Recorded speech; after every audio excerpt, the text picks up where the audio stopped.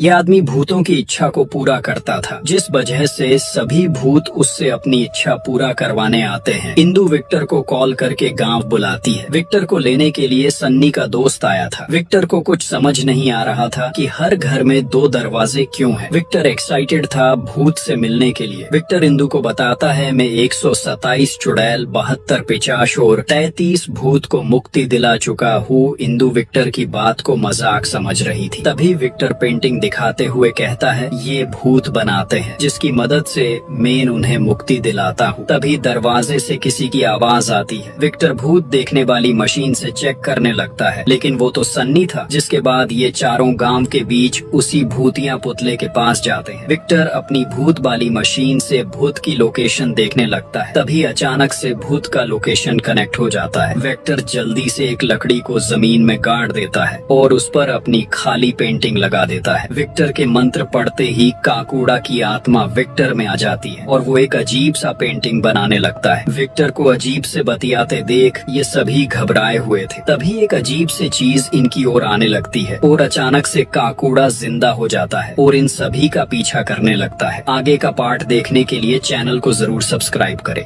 Victor के मंत्र पढ़ते ही काकूड़ा की आत्मा विक्टर में आ जाती है। तभी अचानक से कोई चीज इनकी ओर आने लगती है। तभी काकूड़ा जिंदा हो जाता है और इन सभी का पीछा करने लगता है। ये तीनों भागकर सीधा विक्टर के पास जाते हैं और उसे कहते हैं, काकूड़ा जिंदा हो गया। ये सुनते ही विक्टर होश में आ जाता है। इंदु पेंटिंग को लेकर घर आ जाती है। विक्टर पेंटिंग को देखकर कहता है, एक चिल, 2 कबूतर और एक कुआं। विक्टर काकूड़ा की बात समझ नहीं पा रहा था। विक्टर कहता है, अगर 2 मिनट मिल जाते तो काकूड़ा का केस वही सोल्व कर देता। तभी विक्टर सन्नी से गांव में कुआं के बारे में पूछता है, लेकिन किसी को मालूम ही नहीं था। तभी विक्टर काकूड़ा की रिकॉर्डिंग सुनता है, जिसके बाद ये तीनों रात के समय काकूड़ा के बताए जगह पर जाते हैं और खुदाई करने लगते हैं। तभी उन्हें खुदाई करते समय काकूड़ा का कंकाल मिलता है। विक्टर जल्दी से कंकाल को निकालने को कहता है। तभी काकूड़ा का भूत आ जाता है, जो बहुत ही गुस्से में था। विक्टर काकूड़ा से कुछ पूछ ही रहा था।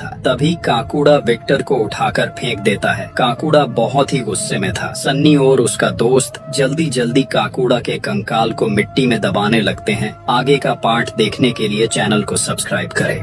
इंदु अपनी बहन की गुल्लक वाली बातें विक्टर को बताती है। विक्टर इंदु से कहता है, शायद किसी ने उसे ये बात बताया होगा। इंदु कहती है, दीदी कई सालों से घर से बाहर ही नहीं निकली है। दीदी को रात में चलने की बीमारी है, जिस वजह से हम उसे घर में बंद करके रखते हैं। विक्टर सच्चाई का पता लगाने के लिए इंदु से रात के समय गोमती के घर का दरवाजा खोल कर रखने को कहता है। रात के समय विक्टर सीटी बजाकर इंदु को बाहर बुलाता है, लेकिन इंदु की मम्मी उसके पास ही सोई थी। इंदु के न आने पर विक्टर उसके घर में आ जाता है। तभी वो घर में अजीब सा आवाज आते देख दरवाजे को खोल देता है। गोमती नींद में चल रही थी। विक्टर को लग रहा था वो इंदु है। वो कहीं जाने लगती है। तभी पीछे से इंदु कहती है, ये मेरी बहन गोमती है। इंदु और विक्टर गोमती का पीछा करते करते उसी काकूदा वाली जगह पर जा पहुंचते हैं। तभी वहाँ सन्नी और उसका दोस्त भी आ जाता है और सभी मिलकर देखते हैं कि गोमती काकूदा के पुतले से बात कर रही थी। विक्टर जल्दी से भूतों से बातें करने वाली मशीन लगा लेता है। तभी हल्का सा चंद निकलने पर गोमती बेहोश हो जाती है और काकूदा का पुतला जिंदा हो जाता है।